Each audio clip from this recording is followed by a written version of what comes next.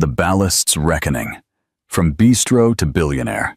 CEO impactful opening.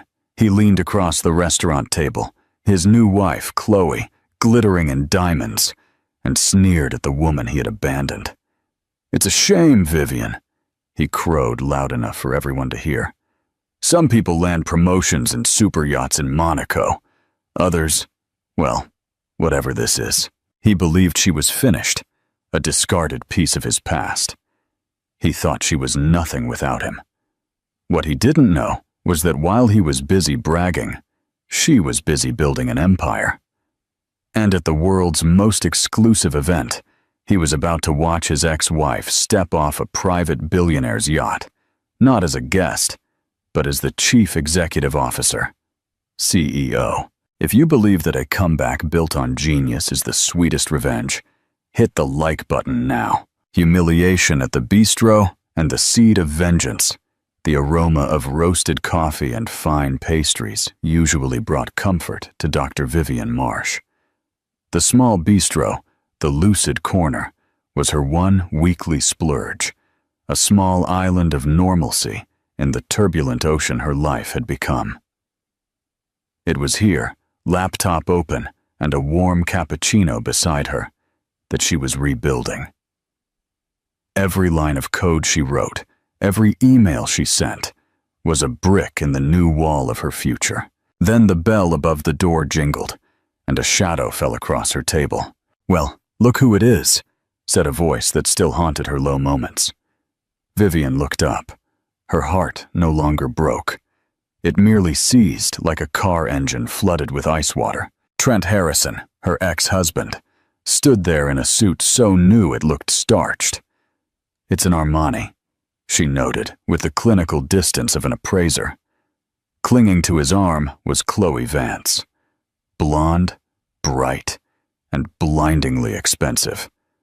A Cartier bangle was stacked next to a diamond tennis bracelet that Vivian knew, for a fact, cost more than her entire graduate education. "Trent, Chloe," Vivian said, her voice admirably steady. She closed her laptop. "Vivian, darling," Chloe chirped, her voice a sharp rattle of false sympathy. "I barely recognized you. You look comfortable." "Comfortable?" It was a dagger disguised as a compliment. Vivian wore simple dark jeans, a navy cashmere sweater, and her trusted old loafers. She had been working for 12 straight hours and stepped out for a breather. Chloe, meanwhile, looked fresh out of a Vogue editorial. "We were celebrating," Trent said, puffing out his chest. He signaled the waiter, not to order, but to be seen. "I got promoted. Senior Vice President of European Markets." "Congratulations, Trent," Vivian said, meaning it. A clean break was all she had ever truly wanted. "Things are really taking off," he continued, unable to stop himself. He was performing, not for her, but for Chloe and the restaurant at large. "The new bonus is, well, let's just say it's significant. We're flying to Monaco this weekend for the yacht exhibition. Our client, you know, the one I landed, has his 45-meter yacht docked at Port Hercule. It's another world, Vivian. You wouldn't believe it." Vivian felt the familiar heat rise in her cheeks. He wasn't just giving good news. He was rubbing her nose in what she had lost. Or rather, what he believed she had lost. "He's being modest," Chloe chirped. "He's the star of the whole firm. Everyone says so." Then she glanced at Vivian's laptop, wrinkling her perfectly sculpted nose. "Are you still, fiddling with that little ocean project? It's sweet that you have a hobby." "A hobby?" Vivian's hobby was a complex schema for an AI-driven, self-sustaining marine filtration system that could, in theory, clear microplastics from coastal waters at 10 times the rate of any current technology. It was the culmination of her life's work, the piece she had put on pause to support his career, the dream she had resurrected from the ashes of their marriage. "It's going well, thank you," Vivian said stiffly. Trent leaned in, his voice dropping to a condescending, confidential tone. "Listen, Vivian, I'm glad you're coping. Seriously, but don't you get tired of this? The little cafes, the trying. When we were married, you had everything. I had your everything, Trent. She corrected him, her voice low but sharp. I'm working on building my own. Trent laughed. It was a short, dry sound of pity. Sure, your own. Look, I know the divorce left you with, well, not much. If you're ever really in a bind, a real one, my assistant can probably find you some admin work. Data entry, maybe. It was the final, calculated cruelty. The offer of charity. He saw her as a broken, pathetic creature to be pitied. A cautionary tale he could tell his shiny new friends. I'll keep that in mind, Vivian said, her spine turning to steel. She gathered her things, leaving a few bills on the table. Oh, and Vivian, he called out as she reached the door. She paused but didn't turn around. Try to get out a little more. You look pale. She walked out of the lucid corner without looking back. The sound of his cackle and Chloe's tinkling laugh followed her into the street. She didn't cry. She didn't scream. She simply walked faster, her mind already back on her schematics. He thought he was watching her drown. He had no idea she was learning to breathe underwater. Interactive question 1. What would you do in Vivian's shoes after that public humiliation? Walk away quietly or confront Trent right there? Comment your strategy. Share this story if you've ever had a ballast moment. From ballast to engine, the birth of Sterling Oceanic. The first month after the divorce, Vivian had lived in a fog. The betrayal wasn't just the affair with Chloe, a junior associate in his department. It was the words he had used. The final fight had been a masterpiece of psychological warfare. I'm suffocating, Vivian, he had shouted, gesturing around the beautiful minimalist apartment, the one she had decorated, the one she had managed while he focused on his career. You have no ambition, he had accused. I'm on a rocket ship and you are ballast. You're just dead weight. You used to be brilliant. Now all you talk about is plankton and ocean currents. It's boring. It's my field, Trent, she had shouted back, her voice raw. It's marine engineering. It's what I was doing when you met me. And now you just tinker, he sneered. Chloe gets it.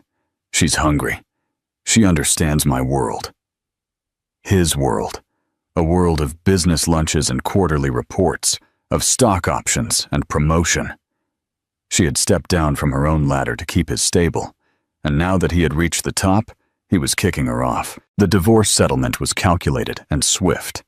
He had generously given her half their liquid assets, which she discovered had been systematically minimized for months.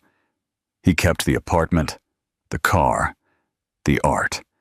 She was left with just enough to rent a tiny one-bedroom flat in San Francisco and a bitter taste in her mouth. For 2 months, she was the woman he accused her of being. Listless, broken, a ghost haunting a life she no longer recognized. She wondered if that was her fate. Would she just be Trent Harrison's ex-wife forever? Then, one rainy Tuesday, she was unpacking a box labeled old college stuff, and it broke open. Out spilled her old textbooks, her notes, and her thesis.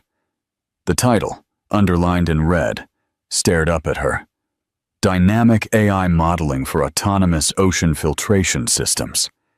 It wasn't just a paper. It was her soul. She sold the only valuable thing he had left her, a set of diamond earrings he had given her for their 5th anniversary. She had always hated them. They felt like a transaction. She sold them and used the $15,000 to buy a used 3D printer, high-spec server components, and a membership to a local tech incubator space near the San Francisco waterfront, where rents were cheaper. She lived on instant ramen and cheap coffee. She worked 20 hours a day. She coded. She built. She simulated. She failed. The first prototype, a small, spider-like drone, sank to the bottom of the incubator's test tank and short-circuited. She cried for 10 minutes, wiped her eyes, and started rebuilding it from scratch. She submitted her proposal to 43 different venture capital firms, environmental grants, and tech incubators. 42 were rejected. Not commercially viable, one said. Too niche, said another. Overly ambitious scope for a new applicant, said a third. But one replied, it wasn't a yes, it was a maybe. Your proposal, while unconventional, has landed on the desk of our innovation committee. We are impressed by the core concept, but skeptical of the energy-to-filtration ratio claims. We invite you to present your findings at our Green Tech Innovation Summit. The email was signed by an assistant to the board of the Sterling Foundation. Vivian stared at the name.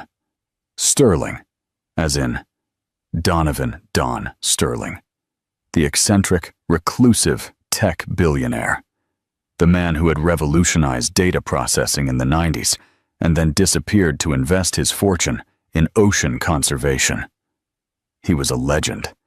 He was also, according to industry rumors, absolutely ruthless and impossible to impress. She had one shot, the general and the $50 million deal.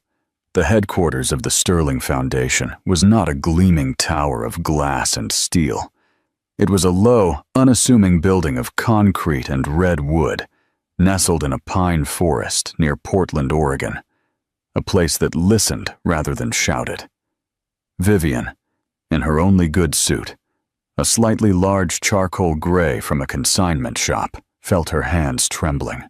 She was in a boardroom that felt more like a university library, all dark wood and leather.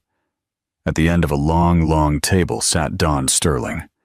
He wasn't what she expected.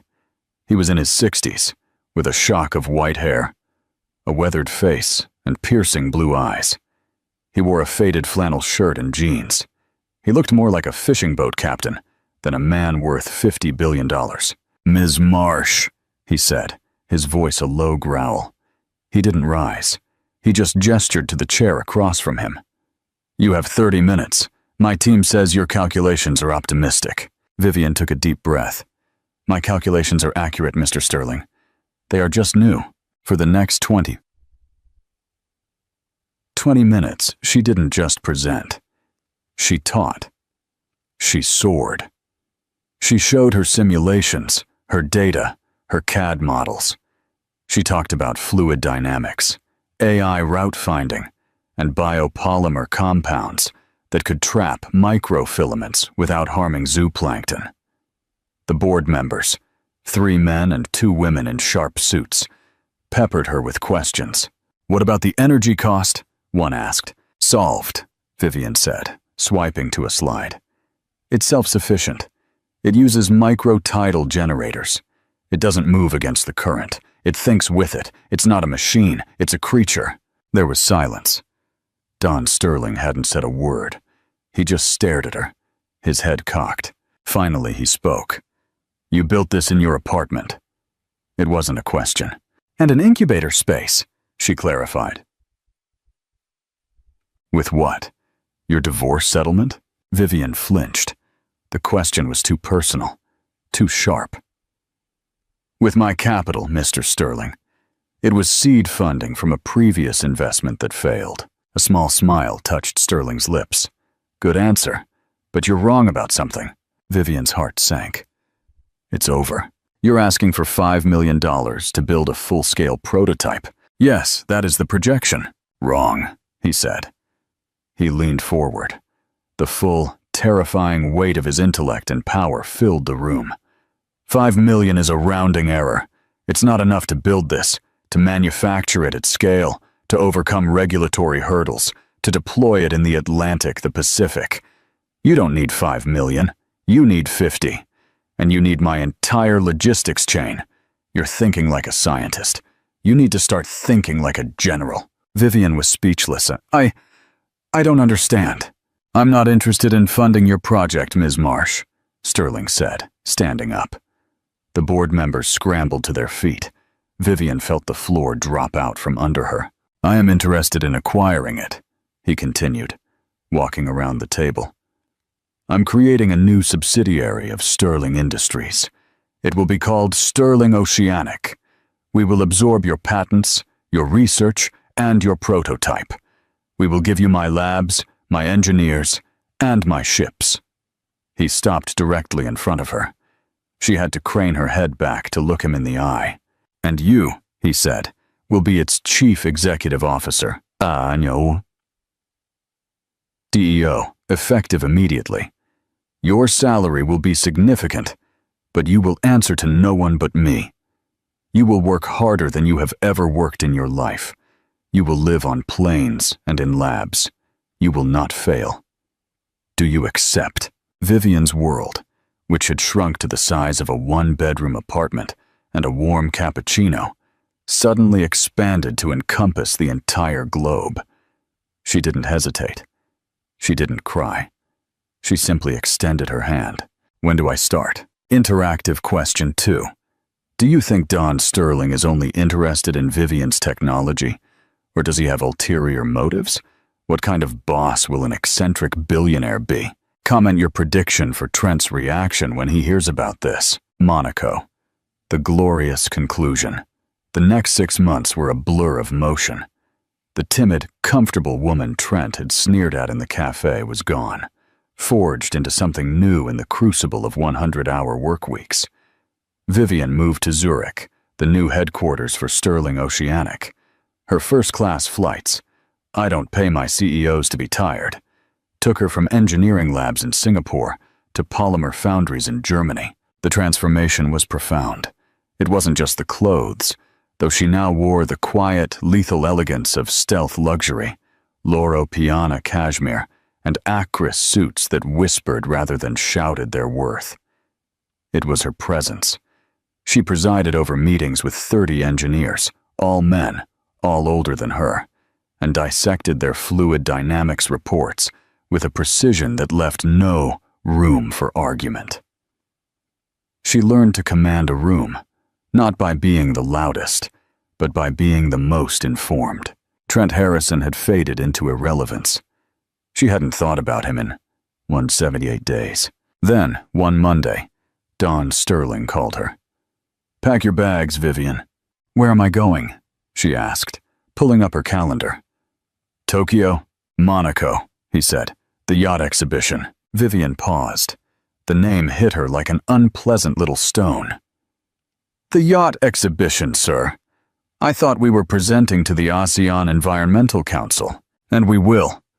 But first, we're going to sell to the biggest polluters. Cargo ships aren't the problem, Vivian. It's these people, the mega yachts. They dump trash. They burn fuel. But they also want to look green. They're obsessed with image. And more than that, they're obsessed with new technology. They'll pay a premium for it." "So what, I'm setting up a booth?" Sterling laughed. "No, Vivian.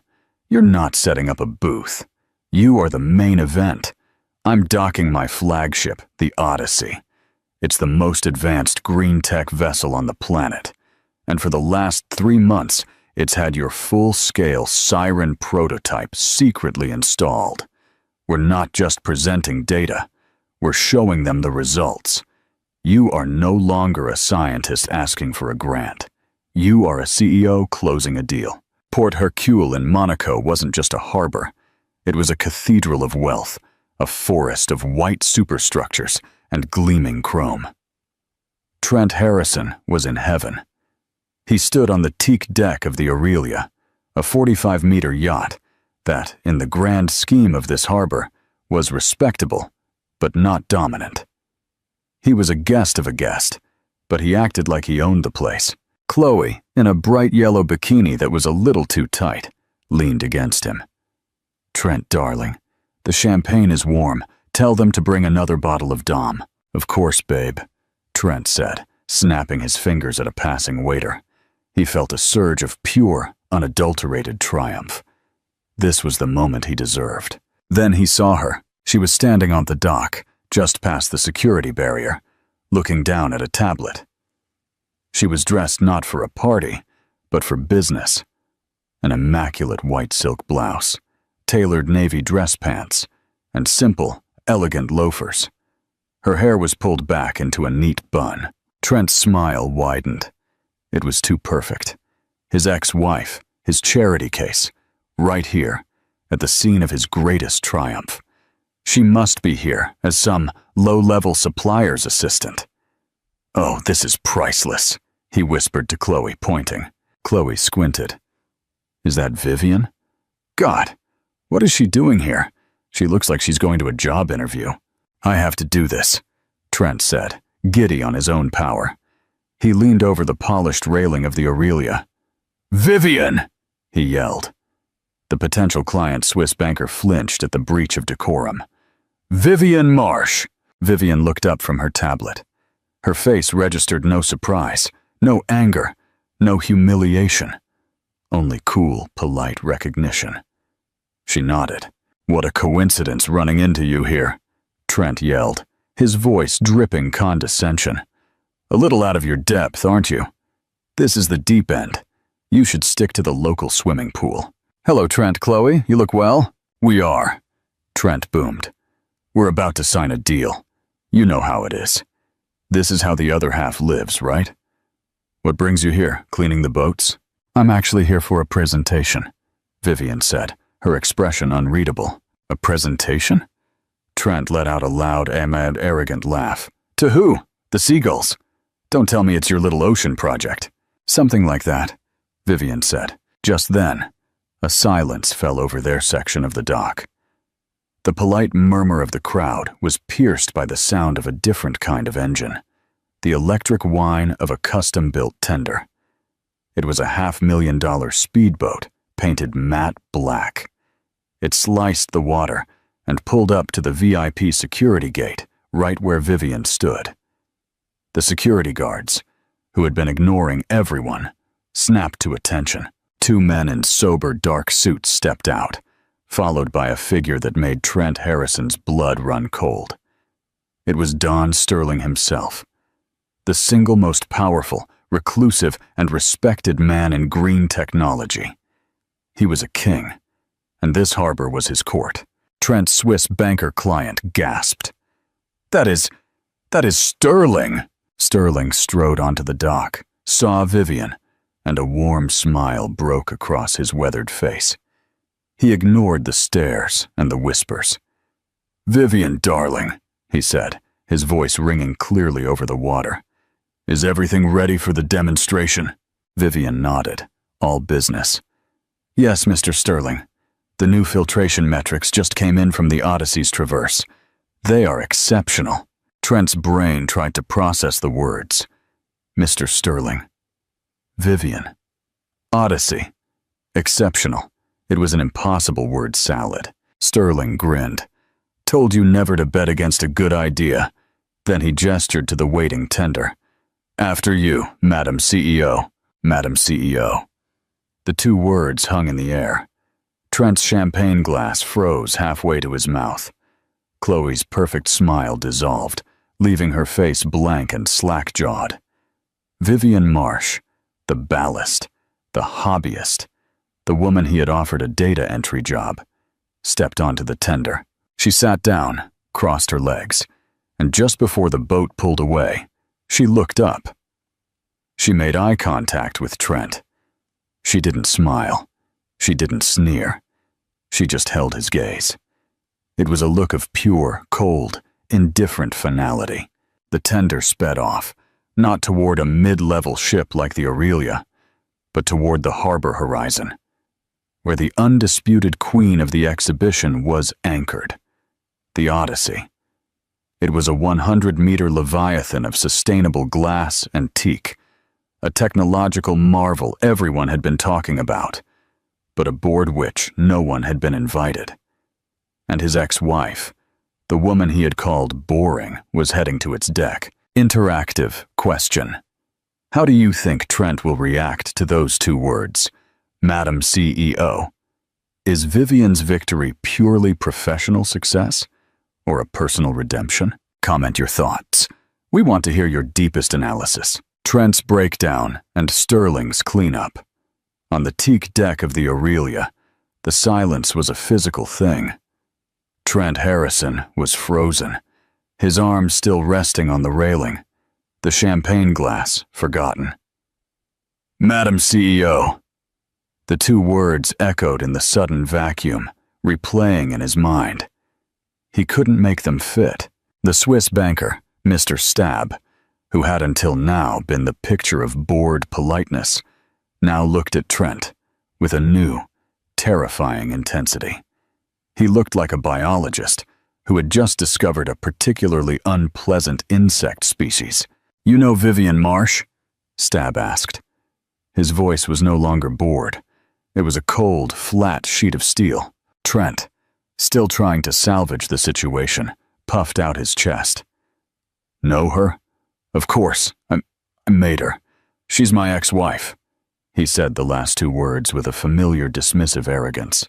It was the wrong move. Stab's eyes widened, and he let out a short, sharp cackle of pure, disbelieving contempt. "Your ex-wife?" Chloe, who had been clinging to Trent's arm, now looked utterly lost. Her perfect smile was gone, replaced by open-mouthed confusion. "Trent, what is he talking about? CEO?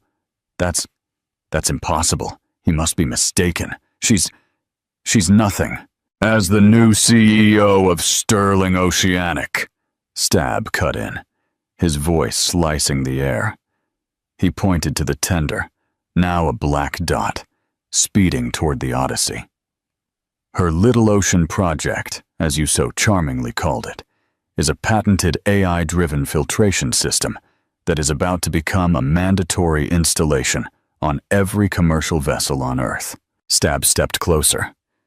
"The new UN maritime regulation, which I am told is being announced next month, is being written around her technology. She's not just green tech, you fool. She's a global tax. She is a one-woman monopoly. Every person in this harbor, every shipping magnate, every cruise line, every one of these yacht owners will be paying her company millions starting next year just for the privilege of floating." He paused, letting the crushing weight of the revelation fall. "And you," he said, his voice dropping to a whisper of pure disgust. "You, the man who has been begging my firm for a minor investment. You stood here on my friend's boat and yelled at her. You offered her a cleaning job."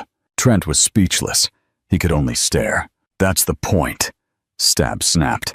"That's the entire point. You were married to a mind like that. A mind that is about to change the world, and you didn't know it. You looked at a diamond and thought it was a piece of glass. You called her ballast."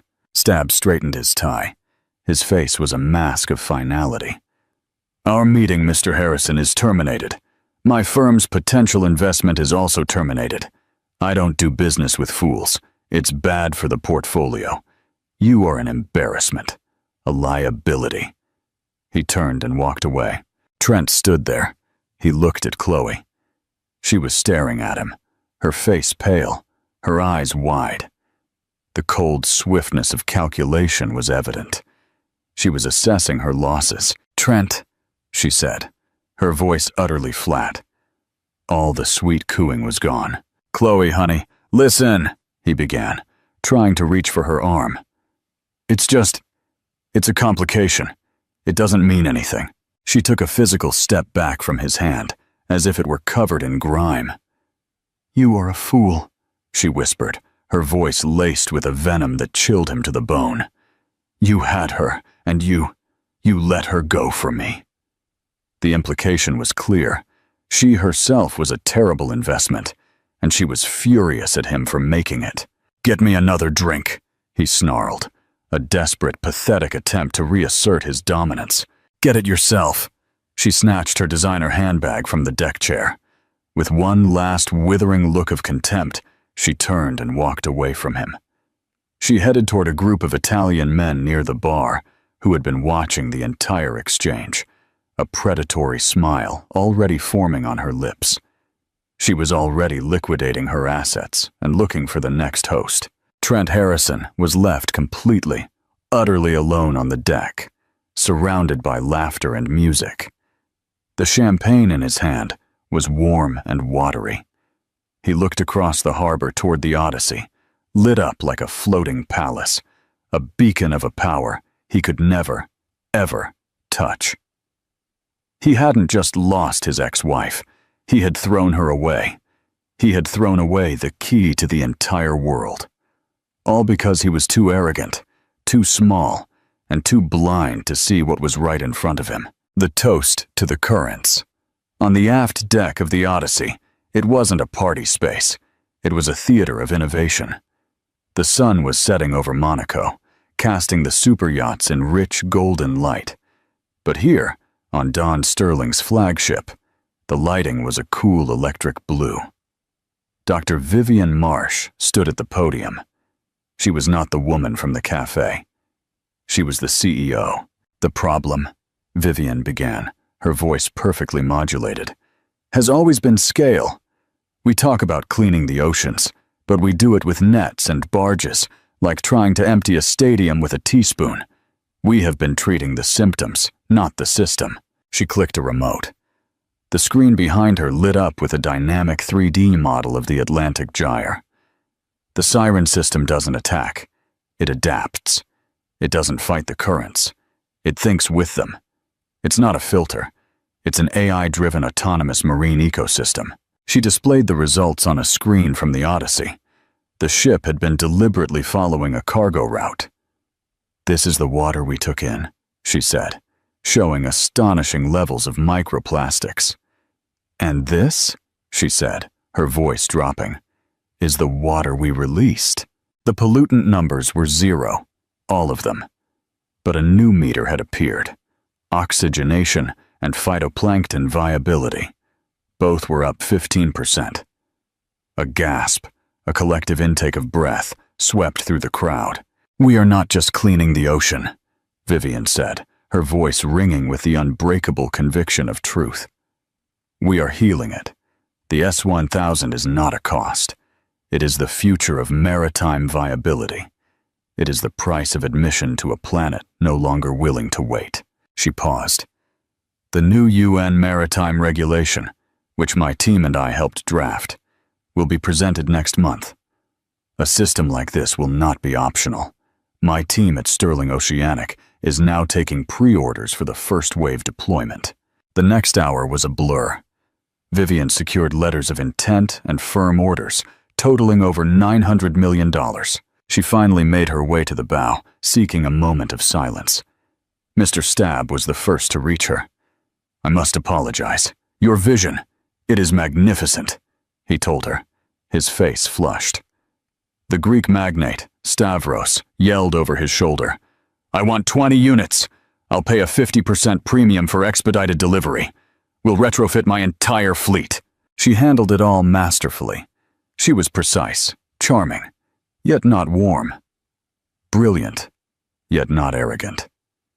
She was, in every sense, the CEO. She ascended the private spiral staircase to the Odyssey's top deck, a space reserved for only 2 people, Don Sterling and his CEO. "I'd say that went rather well," Sterling said, his back to her. $900 million in one afternoon, Vivian mused, a tired but genuine smile on her face. "Not bad for a day's work, Madam CEO." He finally turned to her, his blue eyes sharp in the twilight. "You handled that distraction well today." Vivian flushed. "The distraction, sir? You mean Trent Harrison?" "Your ex-husband. I watched the whole thing from the tender. He was loud and spectacularly wrong. I apologize. I promise it will never ever happen again." Sterling held up a hand. "Vivian, stop. You do yourself a great disservice to apologize for his failure. You have nothing to regret." "I don't understand how he was here," she said, shaking her head. "His firm, Harrison and Associates, is not at this level." "Ah, yes. Harrison and Associates, mid-tier financial services, ambitious but over-leveraged," Sterling said, sipping his water. "I bought them 7 months ago." The air left Vivian's lungs. You bought Trent's company?" "Correct. It was a distressed asset. I absorbed their portfolio to get a hold of some of their biotech holdings. Harrison and Associates was just part of the package." "Then, you knew?" "I knew of him," Sterling corrected. but I asked my head of compliance to do a deep dive. Standard procedure. When you were being considered for a senior executive, we checked for possible liabilities. Turns out, Mr. Harrison is not just an arrogant fool, Vivian. He's a thief. A thief? She whispered. First, from you. My audit found he'd been filing benefits claims for a spouse he divorced 6 months prior. He was still claiming you as a dependent on his health plan. That's fraud. And then he stole from me. His expense reports were a work of fiction. He was charging client dinners in Portofino and Paris, dinners which, when cross-referenced, were found to be with Ms. Chloe Vance. He was using company funds to build his shiny new life. You acquired my company, Vivian said, the words catching in her throat. Because it was brilliant. Because it was the future. Sterling nodded. It is the single most important piece of marine engineering I have ever seen. You are a genius, and I wanted that genius on my team. That is the only reason you are here. He paused, then allowed a small, cold smile to touch his lips. And it added, as a synergistic bonus, the opportunity for me to do some overdue house cleaning. I don't tolerate parasites in my ecosystem, Vivian. Not in the ocean, and not in my boardrooms. 100 meters away on the public dock, Trent Harrison sat on a cold marble bench. His phone vibrated. It was an automated email from Human Resources. Subject: Employment status. Notification. Dear Mr. Harrison, you are hereby notified that your position as Senior Vice President has been eliminated as part of a strategic corporate restructuring, effective immediately. Your access to all systems has been revoked. Cause for this termination is under review by our compliance department, pending an audit of your expense and benefits history. The phone slipped from his hand. He didn't scream. He deflated. On the deck of the Odyssey, Vivian looked out at the water. He called me ballast, she said, her voice barely a whisper. He said I was dead weight holding him back. An understandable error, Sterling replied, joining her at the railing. He is a man who has only ever lived on the surface. He is impressed by the whitecaps, the spray, the noise. He has no idea of the power of the currents beneath, the ones that actually move the world. He raised his glass of water, the ice clinking softly. To the currents, Madam CEO. Vivian raised her champagne flute, the bubbles catching the moonlight. She thought of the code she wrote, the engines she designed, the deep, silent, powerful systems that were at that very moment healing the world. To the currents, she said, her voice clear and strong. Let's turn the tide. Meaningful conclusion and final call to action. What an epic comeback. Dr. Vivian Marsh didn't just get revenge. She gained redemption. She proved that the person someone discards might be the treasure the whole world is waiting for. Her ex believed she was ballast, but she was the brilliant mind with the power to change the world. He was left with his arrogance, and she was left with an empire. What do you think of this conclusion, and how Don Sterling handled the situation? Do you believe Trent got what he deserved? Leave us your opinion in the comments. We read at every single one. If you loved this story of triumph and poetic justice, hit like and share it with someone who needs a reminder of their own power. And most importantly, subscribe to the channel and turn on notifications. We have a new powerful story coming very soon, and you don't want to miss it. Epilogue. The shifting tides of power were at 4. The final audit and the cold confrontation 6 months after the Monaco Yacht exhibition. The siren system was not just a marvel, it was a mandatory global utility. Dr. Vivian Marsh, CEO of Sterling Oceanic, was on the cover of Forbes, not for her wealth, but for her influence. She was no longer just a scientist. She was a world builder, steering regulations and technology in equal measure. Meanwhile, Trent Harrison had vanished from the glittering landscape of Chicago finance. Stripped of his job, his reputation, and his significant bonus structure, he found that the world he once dominated was surprisingly cold when he was no longer valuable. Chloe, true to her nature, had left him before the plane even landed back from Monaco, selling her diamond tennis bracelet to afford a first-class ticket out of his life. Trent now lived in a small, rented apartment, his days filled with calls from compliance officers and lawyers. He was a creature of habit, and his habits were his undoing. One morning, Vivian was in the Zurich headquarters, reviewing the final compliance audit of the defunct Harrison & Associates, now a shell of Sterling Industries.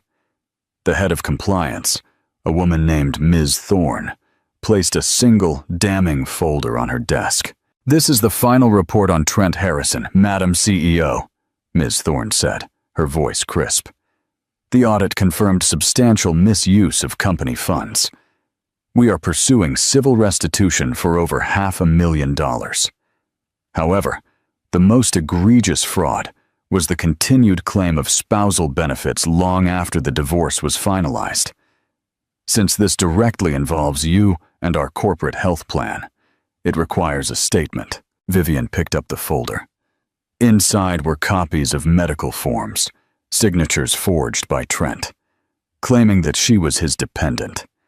He had continued to siphon money from the system for months, even after calling her ballast. "He used the system I created to steal from me," Vivian murmured, a bitter irony. "Indeed. We have offered him a final chance to resolve the matter quietly. Sign over the remainder of his personal assets to cover the debt, and we drop the criminal complaint for fraud. And if he refuses, he faces jail time. He lost the last court motion to retain his remaining assets, a small but valuable art collection. It's set for auction next week. We believe the funds from the auction will be used to pay the restitution." Vivian closed the folder, her face unreadable. She knew Trent's single greatest vanity was his small, curated collection of modern art. Selling it to pay for his humiliation would be the final cut. "I need to meet with him," Vivian stated. "Arrange a meeting at the law firm handling the asset transfer. Just him and me. No lawyers. The art auction and the final price." The meeting took place in a sterile conference room in a downtown San Francisco legal office, a far cry from the glittering offices of Trent's former life. Trent walked in, dressed in a cheap, ill-fitting suit. He looked older, defeated and hollow. The ambition that once radiated from him like heat was gone, replaced by a cold, desperate fear. "Vivian," he rasped, standing awkwardly. He hadn't seen her since the Monaco dock. Vivian sat at the head of the table, composed and powerful. She wore a simple black suit, an outfit that cost more than his remaining savings, but spoke of competence, not flash. "Trent," she replied, her voice neutral. She slid the final settlement document across the table. "You know why you're here. Sign this, and the civil matter is closed. You forfeit your assets, and the criminal complaint is dropped."